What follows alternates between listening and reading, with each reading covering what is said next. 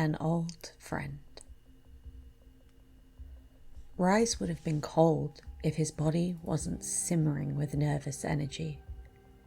With all that weighed on him that day, the harsh Freljordian elements scarcely seemed to have an effect. Neither was he daunted by the distant howl of a hungry ice troll. He had come to do a job, not one he relished, but one that had to be done, and one he could no longer avoid. As he approached the gates, he could hear the rustling of fur cloaks over pine timber as the warriors of the tribe rushed to inspect him. In seconds, their spears were poised atop the gate, ready to kill should he prove unwelcome. "I've come to see Yargo," said Ryze, pulling back the hood of his cloak just enough to reveal his violet skin. "It's urgent."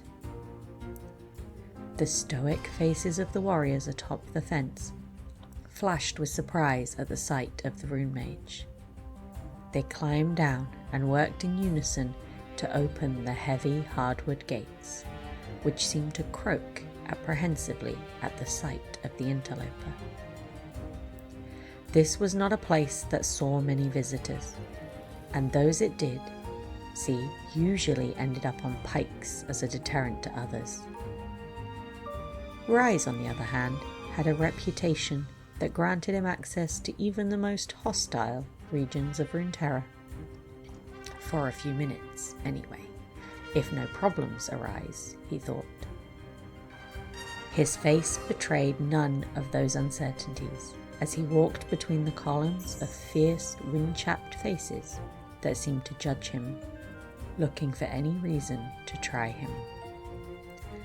A young boy, no more than 5, gaped at Ryze, bravely leaving his grandmother's side for a closer look. "Are you a warlock?" asked the boy. "Something like that," replied Ryze, barely glancing at the boy as he continued his stride. He found the path that led towards the rear of the fortification. To his surprise, the village had hardly changed since he had last seen it many years before.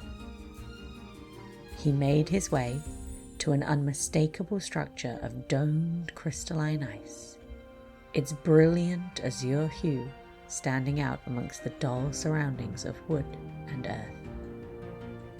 He was always a wise man. Maybe he'll cooperate, thought Ryze as he entered the temple, steeling himself for whatever lay in wait. Inside, an old frost mage was pouring wine into a dish on an altar. He turned to see Ryze approaching and seemed to judge him silently.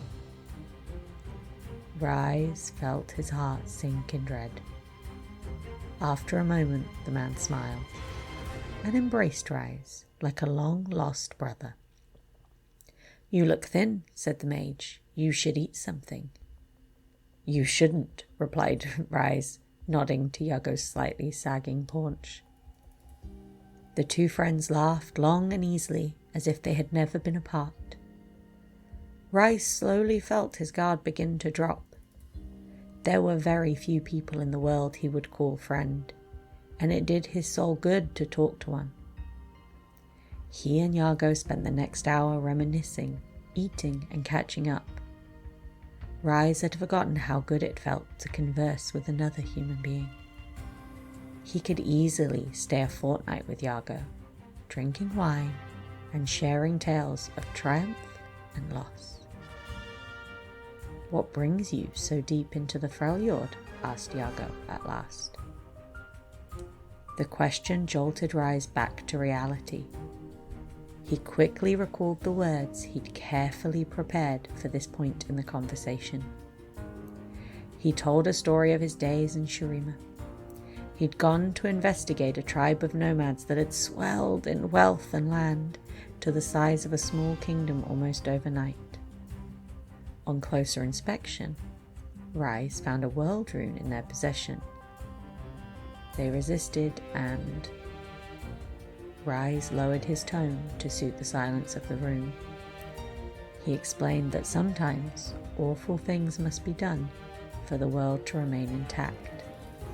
Sometimes those awful things are better than the horrible cataclysm that would otherwise unfold. They must be kept safe, said Ryze, finally coming to his point. All of them. Iago nodded grimly, and the warmth that had been rekindled between the two friends instantly evaporated. You would take it from us, knowing it is all that keeps the trolls away? Asked Iago. You knew this would come, said Ryze, offering no solution. You've known for years. Give us more time.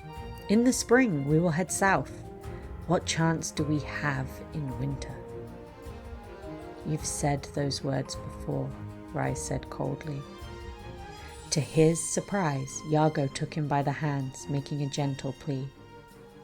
There are many children among us, and 3 of our women are swollen with child. You would doom us all? Said Iago desperately. How many are in this village? Asked Ryze. 92, replied Iago. And how many are in the world? Iago fell silent. It can wait no longer. Dark forces gather to take it. It leaves with me today, Ryze demanded. You would use it for yourself, accused Iago, erupting in a jealous rage. Ryze looked into Iago's face to see that it had been transfigured into a scowling visage, that of a fiend, no longer recognizable as the man Ryze had once known. Ryze started to explain that he had learned long ago not to use the runes, that doing so would always come with too high a price. But he could tell this madman before him was not to be reasoned with. Suddenly, Ryze felt a severe pain and found himself writhing on the floor, saliva dripping from his mouth. He looked up to see Iago in a casting stance, his fingers crackling with power that no mortal being should possess. Coming to his senses, Ryze rooted the Frost Mage in place with a ring of arcane power, giving himself just enough time to get to his feet. Ryze and Iago circled each other, clashing with powers the world had not seen in ages. Iago seared Ryze's flesh with what felt like the power of 20 suns.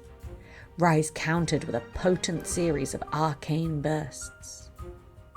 After what seemed like hours, the combined power of their attacks breached the walls of the temple and brought the thick ice dome crumbling down upon them. Badly wounded, Ryze dug himself out of the rubble and got to his knees. He saw a blurred image of Iago, battered and fumbling to open a lockbox that he dug out of the debris. Ryze could tell by the lust in his eyes what he was reaching for, and what would surely happen once he had it. With his magic energy drained, Ryze leapt on the back of his old friend and began to garrote him with the belt from his own robe. He felt nothing. The man who he had loved deeply just minutes ago was now merely a task in need of completion. Iago struggled mightily, his legs flailing, searching for a foothold. Then he fell dead. Ryze pulled a key from Iago's necklace and unlocked the box. He removed the world rune, its otherworldly pulse beating with a warm orange glow. Wrapping the rune in a scrap of his dead comrade's robe, he gingerly placed it in his satchel and hobbled out of the temple, breathing a mournful sigh at the loss of another friend. The rune mage limped towards the village gate, past the same wind-chapped faces that had watched him arrive. He looked askance at them, expecting an attack, but the villagers made no move to stop him. These were no longer fierce defenders. These were people who looked stunned to be facing their own end. They looked at Ryze with big, helpless eyes. "What are we going to do?" asked the grandmother, with the young boy still clutching her furs. "I'd leave," said Ryze. He knew if they stayed, the trolls would descend on the village come nightfall, leaving none alive. And outside the village, worse dangers lurked. "Can't we come with you?" called the young boy. Ryze paused. Part of him, a vestige of irrational compassion deep within, screamed, "Take them, protect them, forget about the rest of the world." But he knew he couldn't. Ryze trudged into the deep Freljordian snow, choosing not to look back at the faces of those he was leaving. For those were the faces of the dead, and his business was with those who could still be saved.